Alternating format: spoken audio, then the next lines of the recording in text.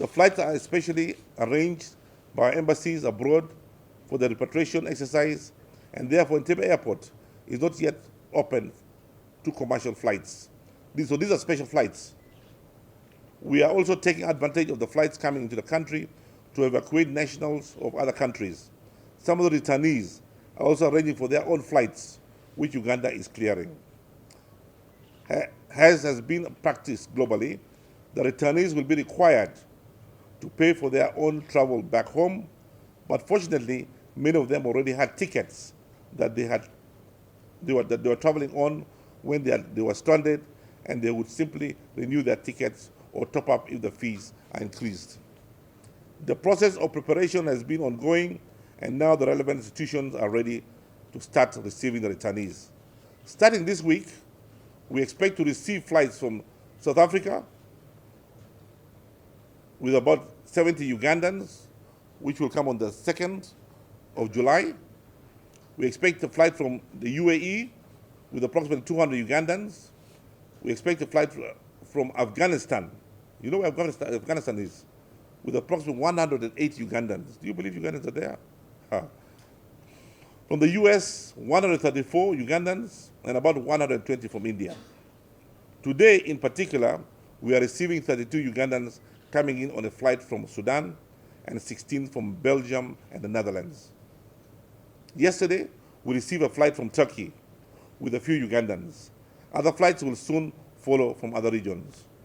Arrangements are being made to start receiving Ugandans for across the land border, and details will be communicated. On behalf of the government of Uganda, I wish to thank all the Ugandans who have been stranded abroad and their families for their very patience and tolerance during these difficult times, as the government deals with this very difficult and unprecedented situation. I thank you very much.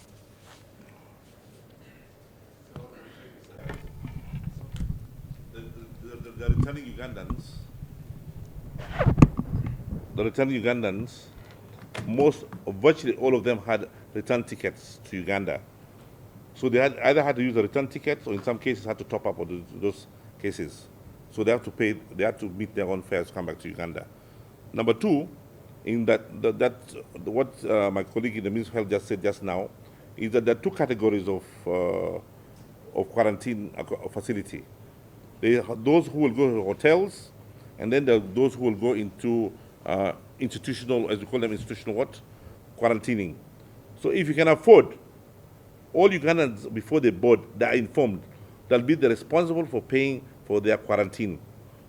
So those who can afford can go and stay in hotels, which we have already given the rates. Those who cannot afford will have other facilities, which you call institutional facilitations, quarantines, facilities, which they can then go and be quarantined there. Nobody, there will be no exception or no favoritism to anybody in this process.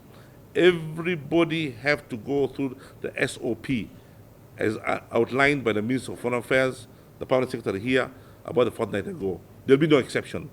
This is in the interest of the millions of Ugandans who we need to protect from possibilities of having a few cases or possible cases of imported,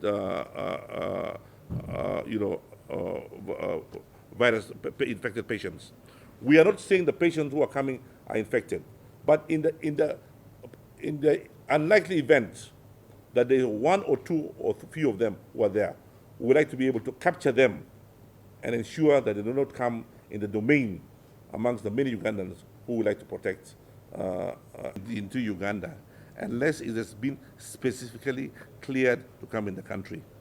You see, it's not just at the whim of the Minister of Foreign Affairs to say somebody will come. We work with so many other departments of government, and once we have all synchronized, and only then can we allow a flight. The Minister of Foreign Affairs plays its part for foreign Ugandans living abroad. The Ministry of Health plays its part to ensure that when they arrive, they're checked, they're quarantined, and so on and so forth. The CAA, we have the general manager here, the facilities, they have to ensure that the facilities at the airport is there available for whoever it is. The Minister of Transport has to play its role. The Minister of Security has to what? Play its role. So we have to synchronize amongst ourselves, all of us, until we're on one page. Then that permit is issued. In the absence of one of us not being ready, the permit is not issued. For example, if the Minister of Health will tell us that they are not ready because of some reason, then nobody will be, no airline will be allowed to come into the country. If the general manager here tells us for some reason the airport is not ready to welcome the 30, 40 people, nobody will come. So, so we are working together jointly. There is a subcommittee that works and ensures that there is a synchronization of these arrangements to ensure that Ugandans come in an orderly manner, they are received in an orderly manner, they are tested in an orderly manner, they are quarantined in an orderly manner, and eventually they leave to meet their family in an orderly manner. So that there is no chaos and there's no possibility of any transmission from the so-called, what is now called imported cases. If I may add a little clarification to your question. The flight, which was being arranged for the 25th by Uganda Airlines and the group in South Africa, that is the date they wanted. But they did not get clearance for that date from the South African authorities.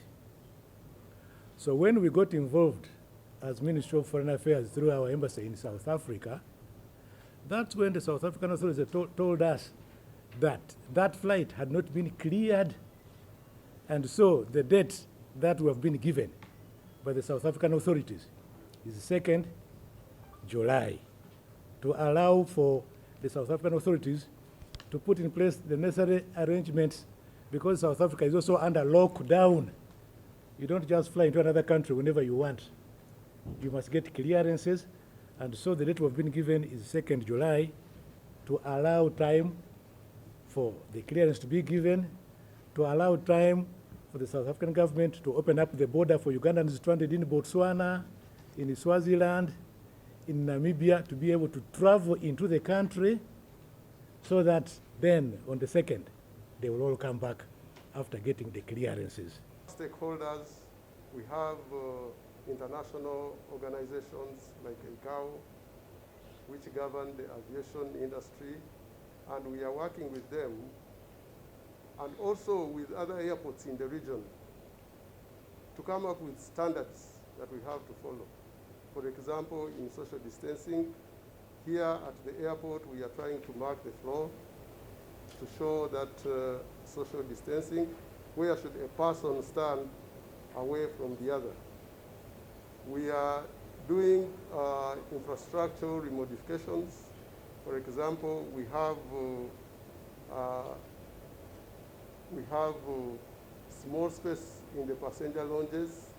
We are going to do remodifications and have open lounges in the lounges, so that we can have social distancing space enough to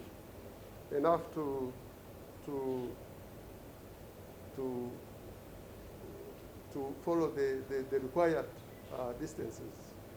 We are going to also change the main entry point. We are going to shift our operations to the new search park, because it is vast enough, where we are going also to install a thermal scan. That one can cover many people at the same time without congesting them. We are going to remodel the sentries, all the sentries into the terminal building. First of all, we are going to reduce them. You know, they are numerous. We are going to reduce them. Like, for example, at the boarding gates, we are going to have a central screening point. And after that, if one goes through that one after the immigration, then you're done. Screening is done. You go into the wider waiting lounges up to when you board. We are going to also change the checking booths by putting glass shields to protect the checking agents. The same will be done on the immigration booths, so that we protect ourselves. the first thing in this which we are doing is to give confidence to our staff, first and foremost, even before we go to others, so that they have confidence when they are doing.